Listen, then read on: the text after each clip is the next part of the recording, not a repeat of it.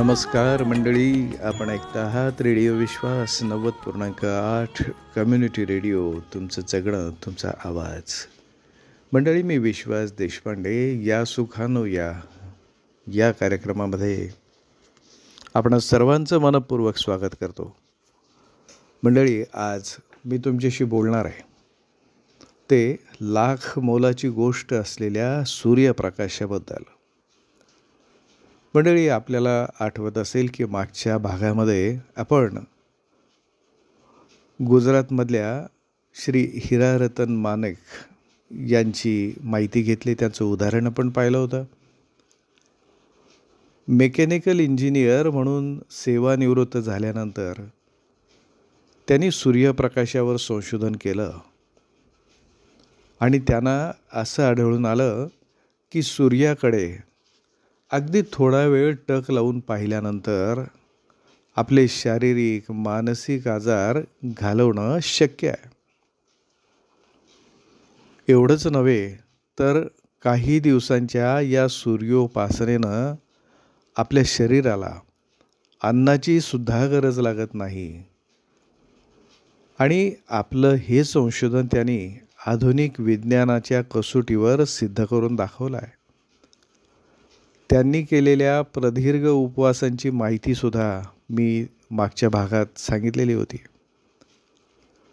या काळामध्ये ते अन्नाचा एक कणही न घेता अनेक महिने उपाशी राहिले. फक्त सूर्यप्रकाश आणि पाणी एवढ्यावरच ते या काळात राहू शकले. ते उपाशी राहिले असं म्हणण्यापेक्षा त्यांना अन्न खाण्याची गरज वाटली नाही. सूर्याकडं पाहणं, ज्याला इंग्रजीमध्ये सन गेझिंग असं म्हटलं जातं, या आरोग्यदायी सूर्य ऊर्जेचा प्रचार आणि प्रसार करण्यासाठी त्यांनी स्वतःला वाहून घेतलं आणि सोलर हिलिंग सेंटर स्थापन केलं. सन 2002 पासून ते या आरोग्यदायी सूर्य ऊर्जेचा प्रसार आणि प्रचार करत आहेत. जवळपास 80पेक्षा अधिक देशांमध्ये जाऊन त्यांनी लोकांना याविषयी माहिती दिली आहे. त्यांच्या या मार्गावर चालणारे देशविदेशामध्ये अनेक अनुयायी आहेत. आज मी आपल्याला या सूर्यप्रकाशाचा आपल्या आरोग्यासाठी कसा वापर करून घ्यायचा हे सांगण्याचा प्रयत्न करणार आहे. पण तत्पूर्वी थोडीशी माहिती जी हीरा रतन मानेक यांनी दिली आहे ती आपण समजावून घेऊ. आणि ही पार्श्वभूमी जर आपल्याला समजली तर हा विषय आपल्याला अधिक चांगल्या प्रकारे समजू शकेल. मंडळी, हीरा रतन मानेक यांच्या मते आपला मेंदू हा एखाद्या अत्याधुनिक सुपर कॉम्प्युटरपेक्षा सुद्धा अधिक शक्तिशाली आणि कार्यक्षम आहे बरं का. प्रत्येक व्यक्तीला निसर्गानं वेगवेगळ्या आश्चर्यकारक क्षमता प्रदान केल्या आहेत. त्यांचा उपयोग करून घेऊन आपण आपल्या जीवनामध्ये अधिक उंचीवर पोहोचू शकतो. पण दुर्दैवानं आपल्या मेंदूला तसं वळण लावलं जात नाही. दुसऱ्या शब्दात सांगायचं तर त्याचं योग्य प्रकारे प्रोग्रॅमिंग केलं जात नाही. त्याचा परिणाम असा होतो की मेंदूचा बराचसा भाग वापरलाच जात नाही. आपल्याला आश्चर्य वाटेल, पण आपण आपल्या मेंदूची फक्त 5 ते 7% कार्यक्षमता वापरतो. मंडळी, अल्बर्ट आइन्स्टाईनसारख्या बुद्धिमान शास्त्रज्ञातसुद्धा ही क्षमता केवळ 32% एवढीच वापरली गेली होती असं वैज्ञानिक म्हणतात.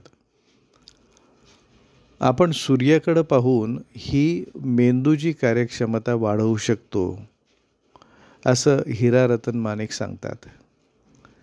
मंडळी, डोळा हा आपला सगळ्यात महत्त्वाचा अवयव आहे हे आपल्याला माहिती आहे. तो सूर्यप्रकाशापासून शक्ती प्राप्त करतो. डोळ्यांच्या मार्फत आपण सूर्याची शक्ती प्राप्त करू शकतो. डोळा हे माध्यम आहे. डोळ्यांमार्फत घेतलेली सौर ऊर्जा आपल्या मेंदूला आणि पूर्ण शरीराला पुरवली जाते. आपले डोळे हे केवळ पाहण्याव्यतिरिक्त इतरही अनेक प्रकारचं कार्य करतात. डोळा हा अत्यंत गुंतागुंतीचा आणि नाजूक अवयव आहे.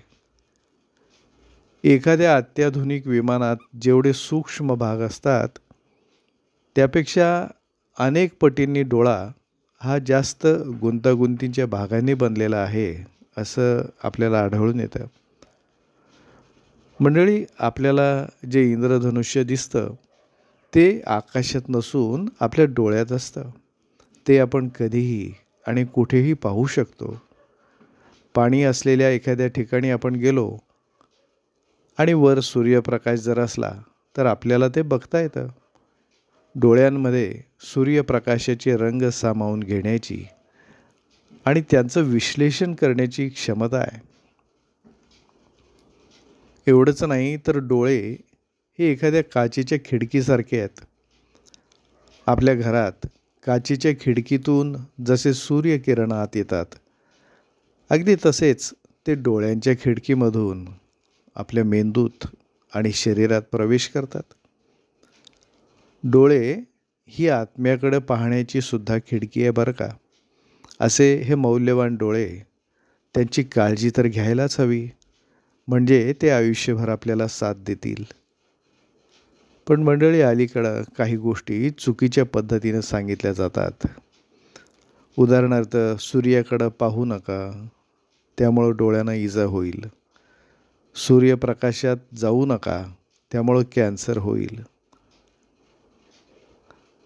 यामुळे लोकांमध्ये गैरसमज आणि विनाकारण भीती निर्माण होते आहे. परिणामी निसर्गापासून मिळणाऱ्या संजीवक शक्तीपासून आपण वंचित होत आहोत. मंडळी, आपण जेवढे निसर्गापासून दूर जाऊ तेवढे आजार अधिक वाढतील. आणि योग्य काळजी घेतली तर कोणतेही दुष्परिणाम होणार नाहीत. सूर्यप्रकाश हे वरदान ठरू शकेल. मंडळी, आपल्याला जर सूर्यप्रकाशापासून शक्ती मिळवायची असेल तर काही गोष्टींचं कटाक्षानं पालन करायला हवं. मंडळी, आपल्याला पाहायचं आहे ते उगवत्या सूर्याकडं किंवा मावळत्या सूर्याकडं. सूर्योदयाच्या वेळी किंवा सूर्यास्ताच्या वेळी तांबूस नारिंगी रंगाचं जे सूर्यबिंब दिसतं त्याकडे आपल्याला पाहायचं आहे. सूर्योदयापासून 1 तास दिसणाऱ्या किंवा सूर्यास्तापूर्वीच्या 1 तास आधीच्या सूर्यबिंबाकडं आपल्याला बघायचं आहे. पहिल्या दिवशी फक्त 10 सेकंद बघायचं, दुसऱ्या दिवशी 20 सेकंद, तिसऱ्या दिवशी 30, याप्रमाणे दररोज 10 सेकंद कालावधी हळूहळू वाढवत न्यायचा. हे करत असताना आपल्या पायात पादत्राणं घालायची नाहीत. सपाट मैदानावर, अर्थात त्या ठिकाणी गवत किंवा लॉन्स नको, आणि जिथून आपल्याला पाहण्यात काही अडचण येणार नाही अशा सुरक्षित जागी उभं राहून सूर्याकडं आपण पाहू शकतो. एकटक पाहिलं पाहिजे असंही नाही. अधूनमधून पापण्यांची उघडझाप झाली तरी चालेल. चष्मा वापरत असू तर सूर्याकडं पाहताना चष्मा मात्र काढून ठेवायचा.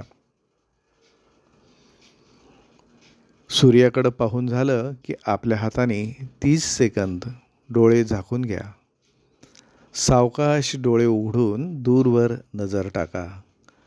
सूर्याकडं पाहताना आपल्याला त्याचा फायदा होतो आहे ही भावना मनात असू द्या.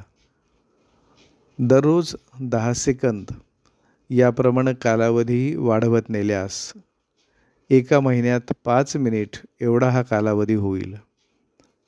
3 महिन्यात 15 मिनिट आणि 6 महिन्यात 30 मिनिटं आणि 9 महिन्यात 45 मिनिटं. 9 महिन्यानंतर हा कालावधी हळूहळू कमी करत 15 मिनिटांपर्यंत आणायचा आहे. सूर्याकडं अशा पद्धतीनं महिनाभर पाहण्यानं दृष्टिदोष नाहीसे होतात. अशा वेळी तपासणी करून चष्मा बदलावा किंवा नंबर गेला असेल तर तो बंद करावा. नाहीतर आपल्याला त्रास होऊ शकतो. 3 महिने सूर्याकडे पाहिल्यानंतर मानसिक आजारांवर मात करता येते. आत्मविश्वास वाढतो. 6 महिन्यानंतर शारीरिक समस्यांवर मात करता येऊ शकते. आणि 9 महिन्यानंतर तर शरीराला अन्नाची गरज लागत नाही. केवळ सूर्यप्रकाशावर राहणं शक्य होतं असं म्हटलं जातं. पूर्वीचे ऋषीमुनी अशाच प्रकारच्या उपासनेच्या आधारे अनेक वर्ष किंवा महिने अन्नाशिवाय राहत असत असं म्हटलं जातं. मंडळी, ही सगळी माहिती आपण ऐकली, पण हे सगळं करताना आपण काही पथ्य अवश्य पाळायची आहेत. सूर्याकडं पाहण्याचा कालावधी हळूहळू वाढवत न्यायचा आहे. पाहण्यासाठी जी सुरक्षित वेळ सांगितली आहे त्या वेळेतच सूर्याकडं पाहायचं आहे. आणि एक महत्त्वाचं तत्त्व आपण लक्षात ठेवायचं आहे, ते म्हणजे अति तिथं माती. म्हणूनच हे प्रयोग करण्याआधी आपण जाणकारांचा सल्ला घ्यावा, तज्ज्ञांना विचारावं आणि त्यानंतरच या साधनेला सुरुवात करावी. तर मंडळी, आज आपण इथं थांबूया. मी विश्वास देशपांडे आजच्यापुरता तुमचा निरोप घेतो. पण आपण पुन्हा भेटूया याच वारी आणि याच वेळी. तोपर्यंत तुम्ही ऐकत राहा रेडिओ विश्वास 90.8 कम्युनिटी रेडिओ. तुमचं जगणं, तुमचा आवाज. नमस्कार. ऐसे गगन के तले जहाँ गम भी न हो, आंसू भी न हो, बस प्यार ही प्यार पले. आ चल के तुझे मैं लेके चलूं एक ऐसे गगन के तले जहाँ गम भी न हो, आंसू भी न हो, बस प्यार ही प्यार पले. एक ऐसे गगन के तले.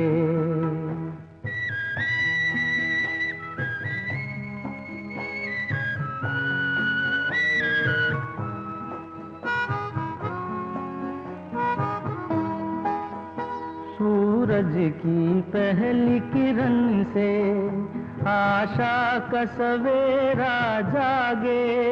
सूरज की पहली किरण से आशा का सवेरा जागे. चंदा की किरण से धुलकर घनघोर अंधेरा भागे.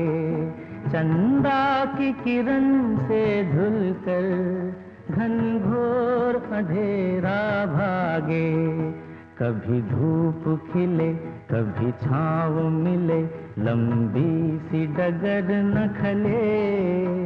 जहाँ गम भी न हो, आंसू भी न हो, बस प्यार ही प्यार पले. एक ऐसे गगन के तले.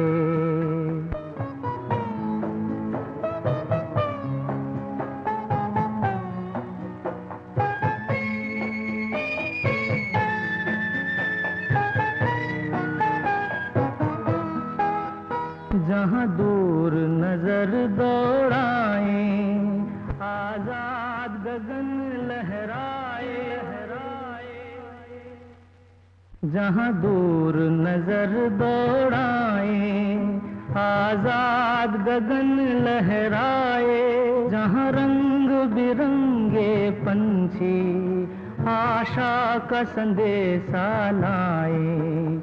जहाँ रंग बिरंगे पंछी आशा का संदेशा लाए. सपनों में पली हंसती हो कली, जहाँ शाम सुहानी ढले. जहाँ गम भी न हो, आंसू भी न हो, बस प्यार ही प्यार पले. एक ऐसे गगन के तले.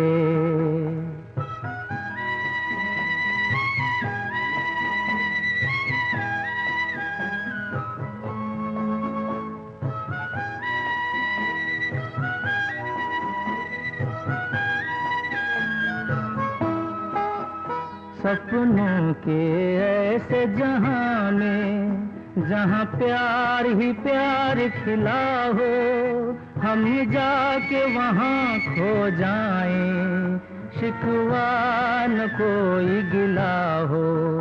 कहीं बैर न हो कोई गैर न हो, सब मिल के यूं चलते चले, जहां गम भी न हो आंसू भी न हो, बस प्यार ही प्यार फले।